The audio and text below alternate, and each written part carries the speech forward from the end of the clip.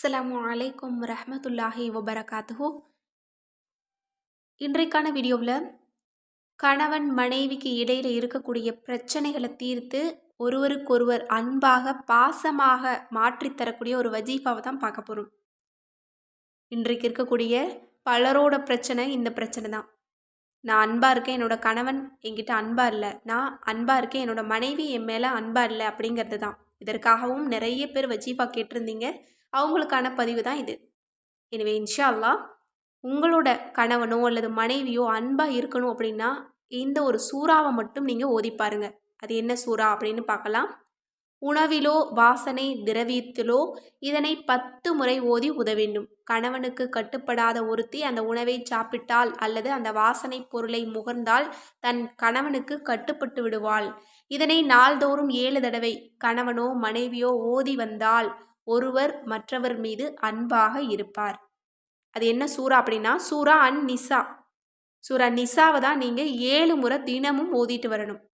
இந்த சூறாவை நீங்கள் 10 முறை ஓதி உணவிலோ வாசனை திரவியத்திலோ ஓதி ஊதி அவங்கக்கிட்ட கொடுத்தீங்க அப்படின்னா அவங்க அதை முகர்ந்து பார்த்தாலோ அல்லது சாப்பிட்டாலோ உங்கள் மேலே அன்பாக இருப்பாங்க, உங்களுக்கு கட்டுப்பட்டு நடப்பாங்க.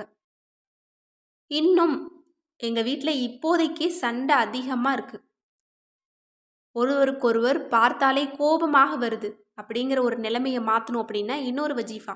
கணவன் மனைவி இடையே அடிக்கடி சண்டையும் சச்சரவும் மூண்டு கொண்டிருந்தால் இதை இரவில் 20 தடவை வீதம் ஓதி வந்தால் பூசல்கள் அகன்று நிம்மதி உண்டாகும். அது என்ன அப்படின்னா அல்லாஹினுடைய ஒரு சிறந்த பெயர் யா மானி ஓ யா அல்லாஹ், துன்பங்களை தடுப்பவனே.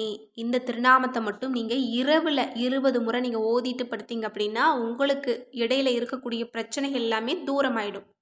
உங்களுக்கு அல்லாஹ்தாலா நிம்மதியை ஏற்படுத்துவான். எனவே இன்ஷா அல்லாஹ் இதில் சொல்லக்கூடிய 2 வஜீஃபாக்களையும் நீங்கள் தொடர்ந்து முயற்சி பண்ணுங்கள். கணவன் மனைவி இடையே இருக்கக்கூடிய பிரச்சனைகள் தீர்ந்து ஒருவருக்கொருவர் அன்பாக பாசமாக இருப்பீங்க. இன்னும் ஒருவர் மற்றவரை பிரியாத அளவுக்கு உயிருக்கு உயிராக இருப்பாங்களாம். எனவே இன்ஷா அல்லாஹ் இந்த 2 வஜீஃபாக்களையும் நீங்கள் தொடர்ந்து செஞ்சு பாருங்கள், மாற்றங்கள் உங்களுக்கு நிச்சயமாக கிடைக்கும். எனவே இன்ஷா அல்லாஹ் இந்த சிறந்த அமல்களை செய்து அல்லாஹ்விடம் துஆ செய்து நமக்கு தேவைப்படக்கூடிய அனைத்தையும் அடைந்து கொள்ள எல்லாம் வல்ல அல்லாஹ் நம் அனைவருக்கும் நற்கிருபை செய்வானாக. ஆமீன் என்று கூறி இந்த பதிவை நிறைவு செய்கிறேன். அஸ்ஸலாமு அலைக்கும் வரஹ்மத்துல்லாஹி வபரகாத்துஹு.